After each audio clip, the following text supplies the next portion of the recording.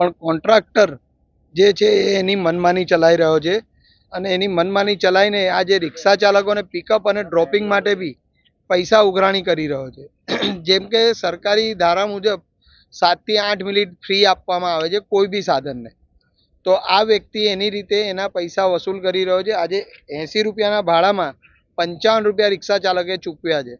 તો આજે આ રિક્ષા ચાલકોનું શોષણ કરી રહ્યો છે, એ ખોટું થઈ રહ્યું છે. અને રિક્ષા ચાલકોને આ રીતે હેરાન પરેશાન કરશે તો આવનારા દિવસોમાં અગર આ બંધ નહીં કરે તો અમે લોકો ઉગ્ર આંદોલન બી કરીશું. અને અત્યારની તારીખમાં રિક્ષા ચાલકો અહીંયા 35 થી 40 વર્ષથી રિક્ષા ચલાવી રહ્યા છે કે પેસેન્જરોને ફેસિલિટી આપી રહ્યા છે કે પિકઅપ અને ડ્રોપિંગ માટે કોરોના કપડા ટાઈમની અંદર બી રિક્ષા ચાલકો પોતાનો જીવ જોખમમાં મૂકીને બી એ લોકો પેસેન્જરોને વ્યવસ્થિત એમના ઘરે મૂકવા જતા હતા.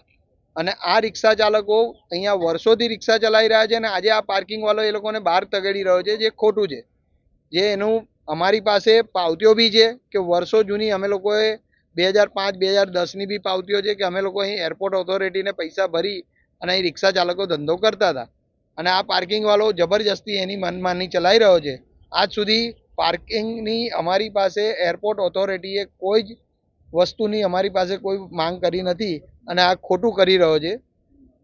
અગર અમારા રિક્ષા ચાલકોને વ્યવસ્થિત નહીં ઊભા રહેવા દે તો અમે એરપોર્ટ ઓથોરિટી વાત કરીને અને નહીં એરપોર્ટ ઓથોરિટી બી માને તો આગળ ગાંધીનગર સુધી બી અમે જઈશું.